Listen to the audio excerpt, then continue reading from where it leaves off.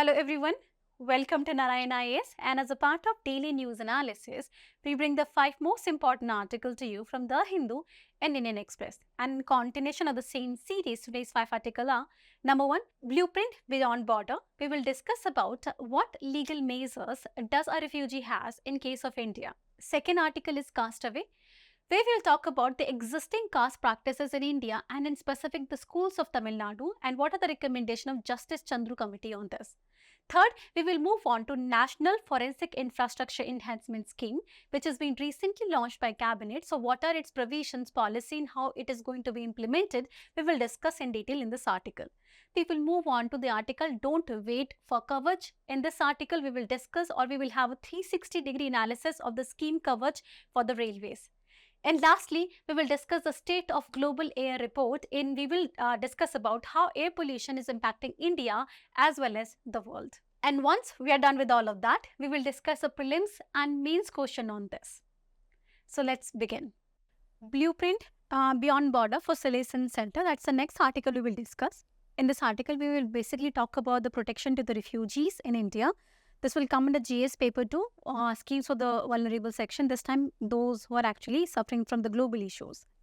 Now, in 2021, UPSC has asked question on refugees because now it's becoming a global problem. UPSC has actually drawn its attention towards it. That's why the question was asked. Refugees should not be turned back to the country where they would face persecution and human rights violation. That's basically the core of the non-refoulement principle under the UN treaty.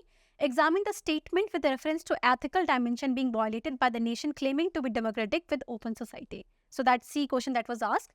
Moving on to why are we talking about the refugees today? Because today is World Refugee Day. That is June 20. And that's why a member of parliament and a former member of the UNHCR has advocated for the comprehensive legislation for the refugee and asylum seekers in India. Okay. Now, why do we need such legislation? Because at a global level, article says that nearly 43 million people are actually suffering from refugee problem. That means they're refugee worldwide. They were displaced from their country and thus they had to seek asylum or refugee status in some other nation. When it comes to India, according to UNHCR report, that nearly 46,000 refugees and asylum seekers are registered with the UNHCR India, mainly for Myanmar and Afghanistan, but the number is really high because according to Ministry of Home Affairs, since 1947, India has actually given home or hosted nearly 450,000 refugees from the country. Pakistan since 1947, Tibet 1959, Bangladesh 1960-71 onwards, remember the war, and then Sri Lanka 1980, Myanmar 2020, and Afghanistan. So ever since a conflict has taken place in our neighborhood, they have decided to come to India. And India is actually surrounded by countries like that, which are many a time that actually unstable, be that Pakistan, Myanmar, Afghanistan. That's why India has become a receiving ground of the refugees. And thus, the question is, why do we need legal framework? Because data suggests so. Though India has a very good credential, India has a good status as well. India has given domestic protection, but still, India doesn't have a comprehensive legislation. Beginning with the point number 1 is that India is not a party to 1951 Refugee Convention and its 1967 protocol that deals comprehensively with the protection of refugees that include the non-refoulement principle that we discussed right now. That if a refugee come to your door, you cannot just send them away. You have to give them some shelter and protection. India is not party to this, and that's why many countries claim that India have a weak credential. Second is domestic. But when it comes to domestic turn, India has decided to give the home to the refugees whenever they've come to India, like the credential we discussed just a minute ago. So India has a history of providing asylum to asylum seekers, but India does not have one comprehensive legal framework. Now that results in inconsistency. Where at one hand, sometimes very good at the refugees, we treat them well, like in case of Sri Lanka, or be that case of the refugees that came from Tibet. But at the same point of time, experts say that the refugees, when they were coming from Myanmar, we were not very wise at that time and we were not very open to their open to their status. Though Indian intelligence agency has their own concern in terms of security and other concern, but same point of a time, the expert says that there has to be some consistency in the treatment of refugees. Otherwise, they are easily targeted or treated as an illegal immigrant, and then they are suffered with the very poor conditions. Third is, there are some existing law which minutely touch with refugees, not directly but indirectly, and they're also inadequate. Like per se, the Foreigners Act 1946 failed to address the peculiar nature of the problem that are faced by the refugees. They are not just any migrant who have come to your border in case of livelihood. No, their survival is in difficulty, and that's why they are here. And equal treatment is not just for them. And that's why it says that Foreigners Act is not sufficient to deal with refugees, which are separate class in themselves. It is a different kind of a social exclusion. And it is also criticized for giving uncontrolled power to the central government, which can likely use it in the future. Next article also says that the private members bill was passed in 2020 to define, recognize and give protection to refugees, but it is yet to be passed. It is not passed yet. Now, so that's why there is a need of a comprehensive legislation. Now, since we have moved that we don't have a existing legislation directly dealing with refugees, we have some legislation that indirectly deals with refugees, or the refugees are impacted by it. Like number one is the Registration of Foreign Act 1939. Whenever a foreign national visits India on a long-term visa, that means more than 180 days, he has to register themselves with the registration officer within 14 days of arriving in India. If he doesn't do so, if a foreign national come to India and doesn't register themselves, then it goes to the Foreigners Act of 1949. And under Section 3, the central government is empowered to detect, detain and deport that individual. If you fail to register, you can easily be deported. That means the individual is coming to India as to survive or protect themselves. If he has not registered themselves, they can be deported and can be treated as illegal immigrant. Whereas the condition is not just of migration, it is a condition of refugees and asylum seekers. Third is, under the Passport Entry in India Act 1920, authorities are also entitled to remove the illegal foreigner by force under the Article 258 of the Constitution of India. So this power is derived from the Constitution of India directly. Even so is the Citizenship Act 1955, which provide the provision for the renunciation, termination and deprivation of citizenship. Why this is relevant? If a refugee has lived in India for a long period of time and is seeking a citizenship in India, then this is the act that refugee has to go through in order to attain the citizenship in India. Now, it is by amending this particular act that we came up with the Citizenship Amendment Act, the infamous act which caused a protest in India in 2019 that was visible everywhere.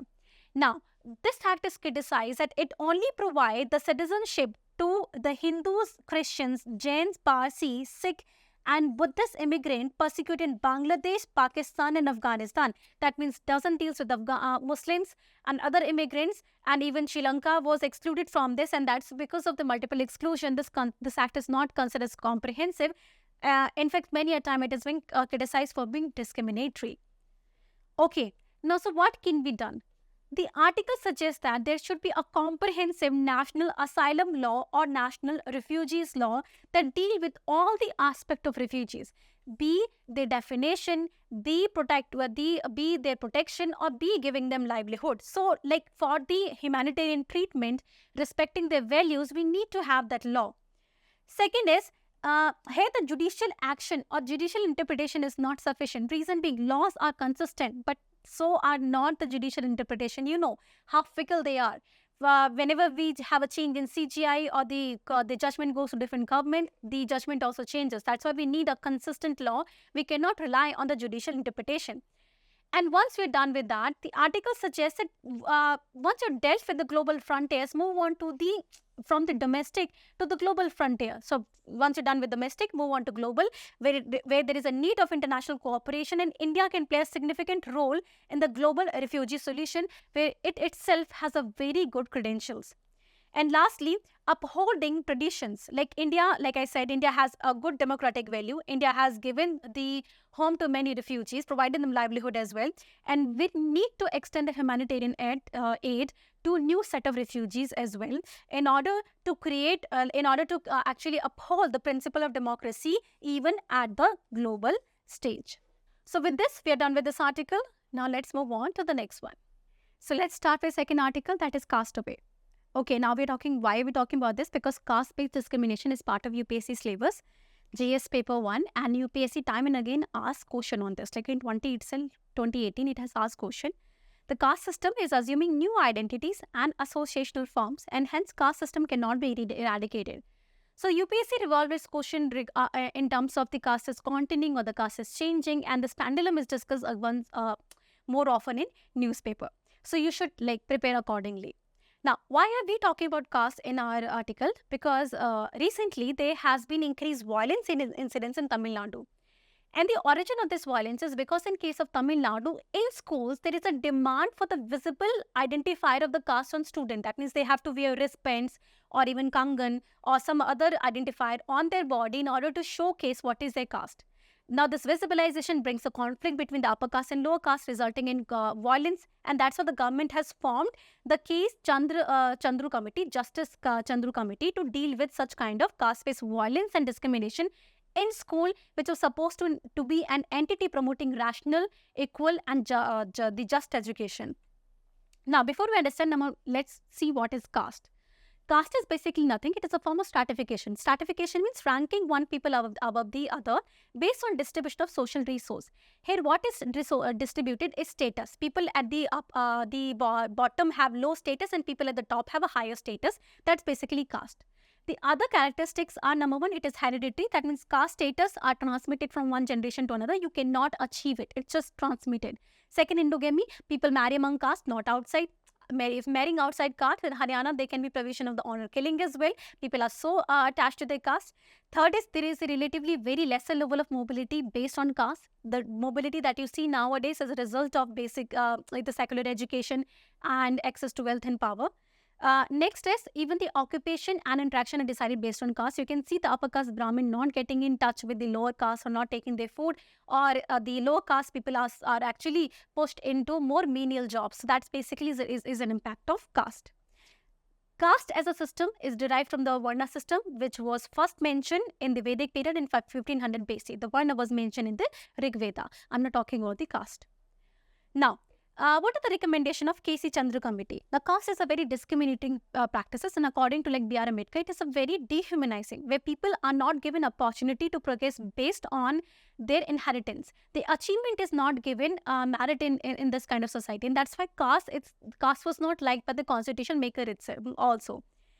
Now, existence of caste in a school is banned to a society, and that's why the Chandru Committee has given recommendation. The first is, it has asked to prohibit use of any caste identifiers, be that wristband, ring or tika, whichever exhibit your caste, should actually not be used by any student or any teacher.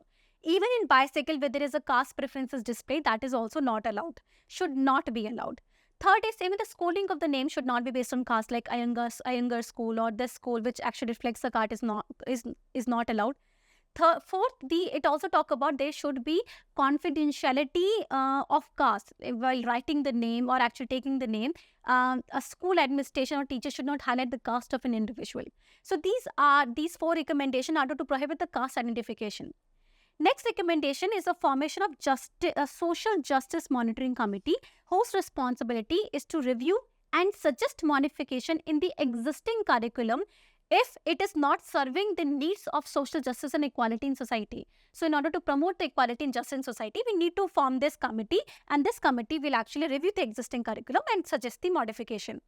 This committee should be appointed by the government, and it should have the representation of academicians and social activists to make it more inclusive. It also talks about how education system, education syllabus, not only for the student but as well as teachers, need to be reformed. It's not only the good aspect, it's not only talking about the teachers but also as well as student, which need to be reformed to make it inclusive. Because if the teacher carry the negative practices or negative attitude regarding the equality, then they will transmit the hierarchical mentality to the student also. There will not be equality in the minds of the student. The teachers are hierarchical, and that's why they also need to be reformed.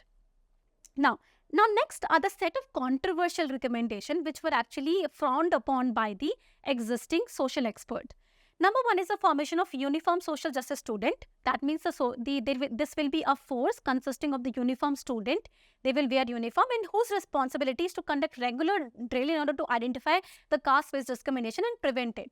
Though the aspect of preventing is good, but creating a new cadre is not appreciated by activists. They are saying there is existing cadre of the NCC Scouts and Guides and NSS. This is sufficient to deal with the scenario that we are talking in here. We don't have to create another independent body, independent of the government or the union government. Second is, the committee has also recommended the formation or actually replacement of the noon midday meal scheme with a centralized kitchen where the food will come from the block level and will be distributed to every school. Now, this is actually criticized by the expert by saying that, number one, in this entire scheme, you're not addressing the root cause, the mentality and the consciousness of the people. You're just removing the symptoms and that's not going to help you. The symptoms will never solve the problem thoroughly.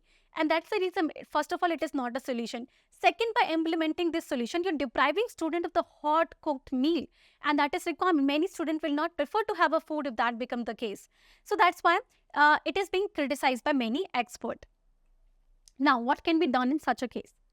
The expert have suggested that we need to tackle discrimination from the child's environment, their habitat itself, from where they're practicing or they're actually seeing the discrimination and they're internalizing it. From there, then they are taking it to school. So school-based recommendation already committee has given.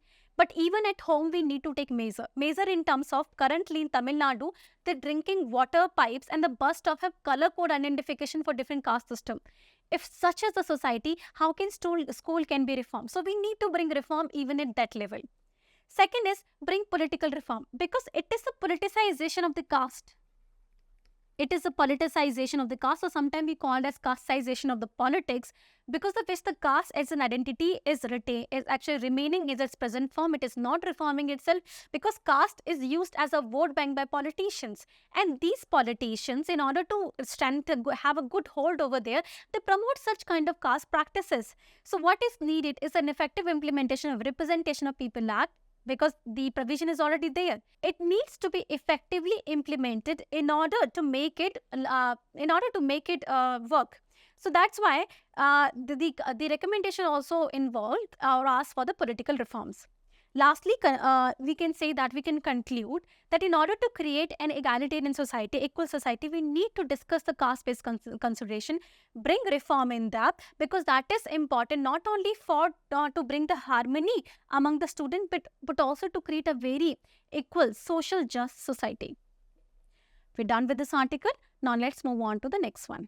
Recently, the cabinet has cleared a scheme for forensic infrastructure, that is National Forensic Infrastructure Enhancement Scheme, and we will discuss that under GS paper 2, like important aspect of governance. Especially the improvement of criminal justice system and crime status in India has been the concern for the government, and that's when 2017 a question was asked that a mob violence is emerging as a serious law and order problem in India. By giving a suitable example, analyze the cause and consequences of such violence. So like the improving the status is important for India, and that's why we're talking about this article as well. Now, in specific, this article we're talking about because recently the Union Cabinet has approved the formation of National Forensic Infrastructure Enhancement Scheme, that is NFIES, to boost the capabilities of forensic investment in India.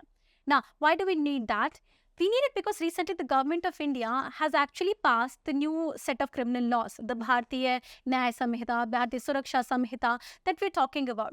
Now, implementation of this requires a greater manpower, especially when there is a provision which states that in case an individual is to be punished for 7 or more than 7 years, if the crime is of such nature, then the forensic science laboratory, the forensic investigation is necessary. It's not going to be just optional. It has to be mandatory. That's why we need more forensic science laboratory and workforce, which we don't have. We have a shortage of this. In order to deal with shortage of manpower, the scheme aims to fill the gap by establishing the campus and actually training the workforce. That's the entire scheme is about. Okay, now, so what scheme does is, under the scheme, Ministry of Home Affairs, which is its implementing agency, establishes additional campus of the National Forensic Science University and the new Central Forensic Science Laboratory. So the university is also there. They will establish new laboratory as well. So they're working on all three levels. They will for universities and then laboratories and then workforce, everything they're trying to integrate and improve. Not only this, they're trying to integrate latest technology aspects. So these are the four aspects of this entire scheme: universities, laboratory, workforce, and ultimately technology, because they want to train the workforce and they want to have new laboratory to conduct the test, and they want to integrate the latest technology to make the criminal justice system more efficient in India, which is being criticized for being outdated. So here, like I said, I'm repeating it again, the MHA is implementing it, and it is also providing the financial outlay that is needed for establishment of these universities and laboratory. Now, moving ahead, like I said, why are we doing this? Because according to new laws, establishment of law requires more forensic expert, which you don't have, to deal with that shortage of both workforce as well as laboratory. We are doing this, and overall, in the result, we want to improve the conviction rate in India, which is at currently below 40%. We have a conviction rate of 40%. We want to improve it up to 90% by reducing the workload and dependency of the forensic laboratory to additional campus and labs. So that was the objective. Now, what does the scheme suggest? Scheme actually suggests the commitment of the government of India to modernize India's forensic science infrastructure and ensure timely and scientific examination of evidences in order to support the entire criminal justice system. So that's how you can conclude if this question is being asked in the mains as well. Besides that, PT, it can be a very viable question. We're done with this article. Let's move on to the next one. Moving on to next article, that is don't wait for Kavach. Now that it is important because railway safety infrastructure is important for UPSC and even for the common society as well. We have been discussing about this for a long time, and for that purpose, didn't we actually integrate the railway and the common budget? And that's why we're talking about this, especially from the GS paper 3 mains and prelims perspective, that is the infrastructure segment in India. Even previously, UPSC has asked questions from the railways, including this with the reference to bio-toilets used by the Indian railways. Consider the following statement. The decomposition of human waste in bio-toilets is initiated by fungal inoculum, and the ammonia and water vapor are the only end products in decomposition which are released into atmosphere. So which of the following statement is true? Why are we talking about this? Because if a new technology is introduced in railways, the question is being asked in UPSC. And Kavach is a kind of basically introduction of latest technology in railways in order to avoid the accident. So how does it work? We'll discuss that in detail. Coming on to why are we talking about this? Because there was an article in newspaper which talked about ki we need to urgently work on the railway safety in India, because recently there was some locomotive accident and the accident again happened in between the two trains. And this highlighted that we need to become better in that. So Kavach is considered as a good alternative, but the article talk about that this anti-collision system, this is basically anti-collision technology. This question can be asked, which can prevent the collision in India, can be effective, but only if it become operational. It will take some time for it to become fully operational, so that in the meantime, we need to have some other measures to enhance the safety and prevent accident in India. So the article have a faith in Kavach, but at the same point of time, it says before it become fully operational, we need to have other safety measures as well. Now, let's move on to discussing Kavach. Like, why do we have so much faith in that? Now, Kavach, loosely translating to armor of protection, that's the meaning of Kavach. That means it is to protect the railways from such kind of accident and collision. Now, it is basically an automatic train protection system. Like automatic, we have that automatic system now, ki if light breathes certain level, automatically the fuse will go down, and after that there will be no supply of electricity to protect the entire home. Similarly, the automatic protection system, it does the same thing for the railways. It is being designed, I'll discuss the mechanism, don't worry, but understand that it is being designed indigenously. That means there is no foreign entity or support indigenously, by the research design and the standard organization RDSO under Indian Railways in collaboration with Indian industry. So private participation is also there. This was in PPP mode. The Indian industry here is Medho Server Drives Limited, Power System Limited, and the Kernex Microsystem. So these have come together to provide the latest technology. Now, like I said, mechanism. The mechanism you need to understand that the entire system of anti-collision comprises of series of electronic and radio frequency identification, RFID. RFID use on the toll, right? To get the toll deducted from the officer. You don't have to stop. They do it very easily within fraction of second. The same RFID will now be installed on the locomotive. So these are the locomotive over here that will carry the entire bogie. So these are locomotive. The RFID will be installed on these locomotives. So this will be like a GPS receiver who will receive the signal from the satellite. So wherever a train is situated, a satellite will definitely have information. The second GPS receiver, so a satellite is aware where the locomotive is. This information can easily be transmitted then to other locomotives. So 2-3 locomotives are also aware where the other locomotive is. So everybody is aware of the circumstances. They are not entirely dependent upon the driver or their mistake, because human error can always, there will be. So because of this, RFID or the locomotive, this will communicate on ultra high frequency, high radio frequency to manage the train brakes and alert system. This is one of the most effective technology that it is certified at the safety integration level 4 with an error probability of 1 in 10,000. So see the level of efficiency that we are bringing in order to avoid the collision. It has 1 in 10,000 possibility of the error. Now, how it will help? How this RFID will help?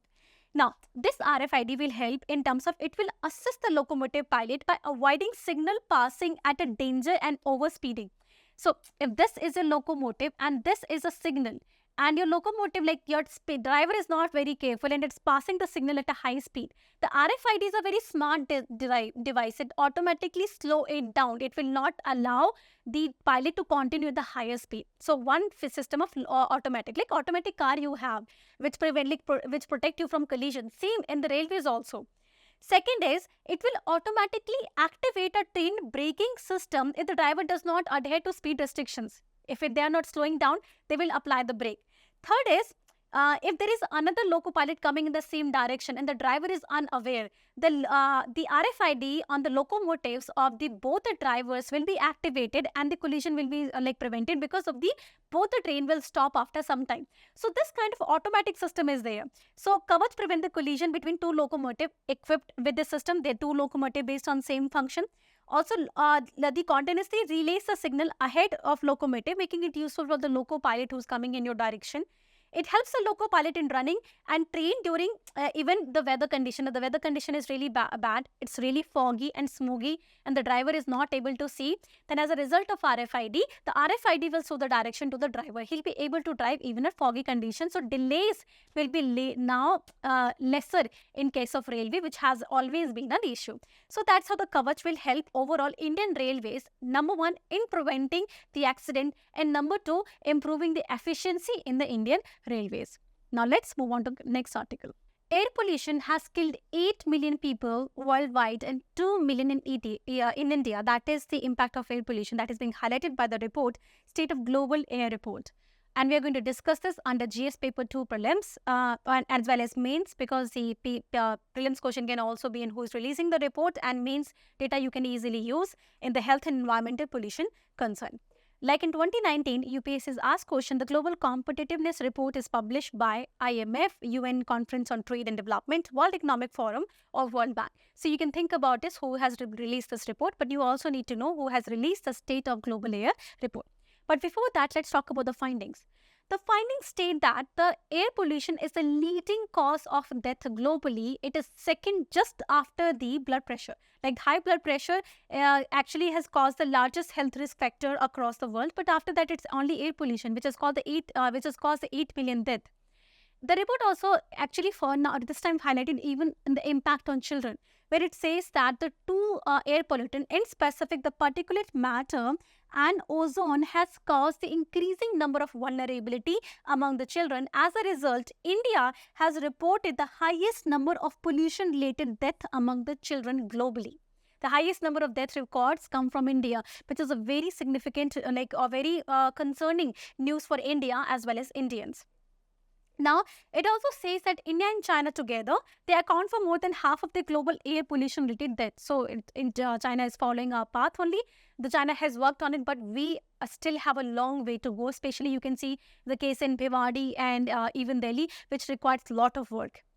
The pollution also, like talking about children, like it says that as a result of air pollution, nearly 7 lakh death has happened in the children below the age of 5 globally in 2021. In a year alone, we lost almost 7 lakh children. Then it talked about the short-term and long-term consequences of ozone. The short-term consequences include the asthma and respiratory symptoms, and the long-term include chronic obstructive pulmonary diseases, which are there to stay for a really long time.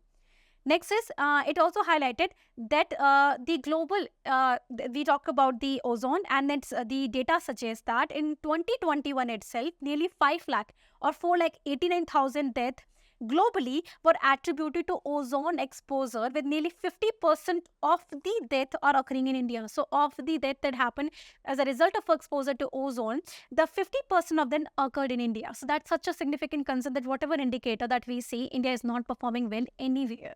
So, we need to work significantly on this, because we are taking the impact of air pollution very lightly, as much as we should.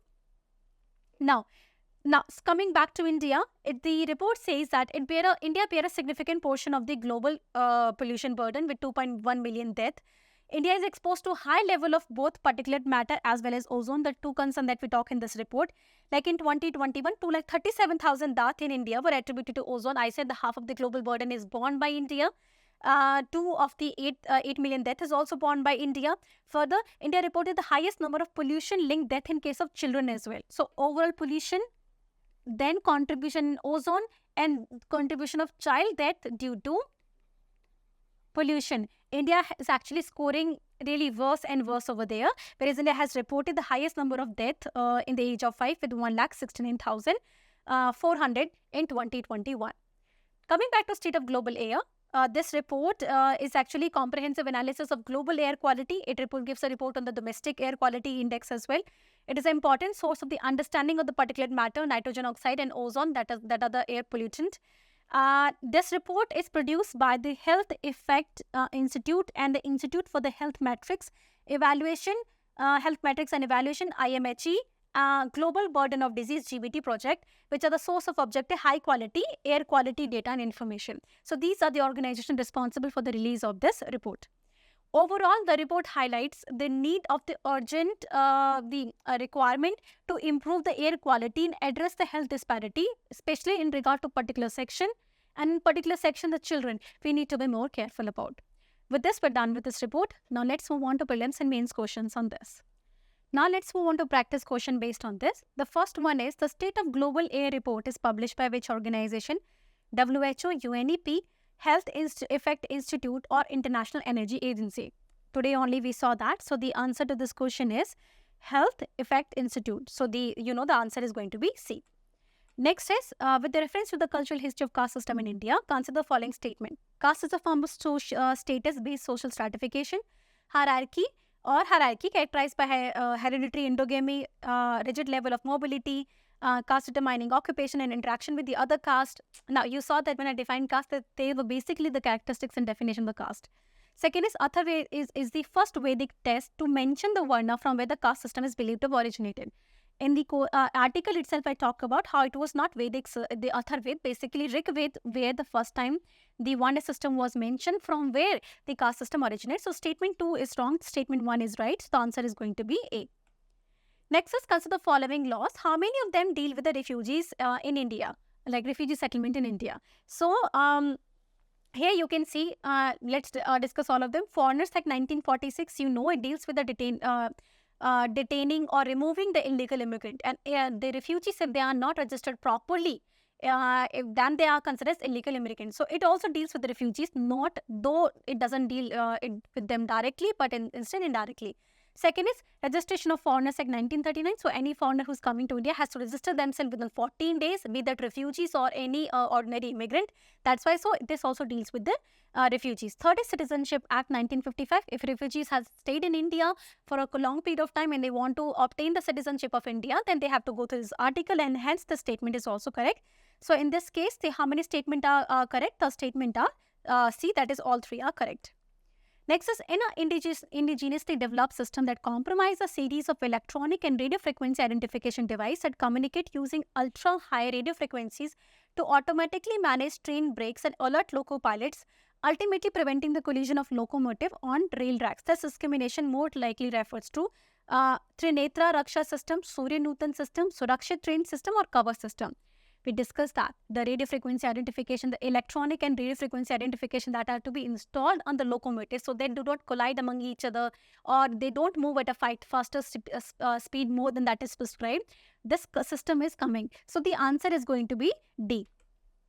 Moving on to, with reference to National Forensic Infrastructure Enhancement Scheme, comes the following statement.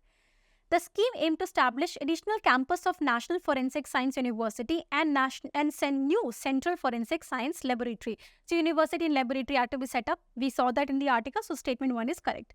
For that, the scheme will be implemented by Minister of Home Affairs and Minister of Electronic and Information Technology (MeitY) in collaboration with CBI. Now, you know that we read that in the article that's only Minister of Home Affairs, that is MHA is part of it. Right now, the MeitY and CBI is not part of it, and CBI is going to be really long dream after some time. So, this is implemented by the MHA. That's why the statement 2 is wrong, and hence the answer to this question is only A. Moving on to the next or the last question, that's mains question. The responsibility to eradicate the caste-based discrimination in India lies on the government, social reformers, and most importantly on the school. But school has become the den of ignorance and the abode of discrimination. So you can see the language by which they're actually criticizing the schools here. What solution does Indian society have? Give example for schools for this and make recommendation to deal with such caste-based discrimination in the schools of India. So you have to give a very specific answer to this. So in this case, what you can do is, number 1, start with introduction where you will define what is the caste and what are its feature. Once you're done with that, move on. Discrimination ke baad, just then talk about the how it was responsible to the government under various article. You can talk about article 15, 16, 17, the removal of untouchability and various other provision. The commission established the SC commission in order to deal with the discriminatory attitude. So the government has taken such provision, and then the social reformers, Satya Soja Samaj, in the present time Dalit Panther movement are there to deal with the caste-based atrocities. So this was responsibility, and lastly it was responsibility of the school. Then we will talk about the rational education and the new and refined curriculum promoting inclusivity, rationality was supposed to eradicate the caste-based discrimination. Once you're done with introduction, then come to the body important part. This is basically the body one you will talk about. Body one here I'll talk about how all three of them had their different responsibility and they have failed. In school specifically, we can give the example of Tamil Nadu. Then you will say that how in Tamil Nadu the children are made to wear the color bands on the wrist or even on the head, on the bicycle in order to showcase their caste, and thus it has actually led to the caste-based violence. So there is an example. After you're done with the example, it asks you to give a recommendation, what you can do. Now, in this specific case, you can actually even talk about the recommendation of the Justice Chandra Committee, which deals about, number 1, in the you can talk about the recommendation itself. Number 1, the discriminatory response, etc. that are presenting in the schools should be completely banned, not just prohibited, completely banned. Nobody should be allowed to do so. That include teachers as well as student or any other staff. So in the premises, it should never be allowed. Here I'm talking only about school. Later on, we will move on from the school also. Like in conclusion, we will talk about it. Then you can talk about how there is a reform in the curriculum which has to be more active, socially just, inclusive. So reform is needed in curriculum at the NCERT, even the state level. And then there should be monitoring committee as well, which is also the recommendation of this committee too. So you can social justice monitoring committee should be set up over there for the recommendation. The teacher training, it is the teachers. So teacher training should be part, their syllabus and the syllabus of the elementary education, that formative years need to be reformed in order to deal with the caste-based discrimination. So all the pedagogic tools that are at the facility of a teacher or a school has to be comprehensively utilized to deal with such kind of social evil. Okay, now once you're done with this, then you will talk about though the school has become a discriminating ground right now, it has to bring change, but at the same point of time, the entire environment of a student has to be changed. There we will talk about there should be like at a home or in religious place, we need to bring the social reform. We need to tackle to the global local leaders, NGOs need to be taken into the entire implementation of scheme where they can deal with the caste-based atrocities. Even social media, we have so many platforms by which we can hit and target the caste-based attitude in case of India. Lastly, the most important is to deal with the political reform, because as long as the caste is going to be misutilized or misused by the politician, they will keep embedding more and more caste identity in people, and caste cannot be effectively dealt with. So there is a need of the reform and the proper implementation of the Representation of People Act, which prohibits the misuse of the caste language in case of India. With this, you can conclude this article.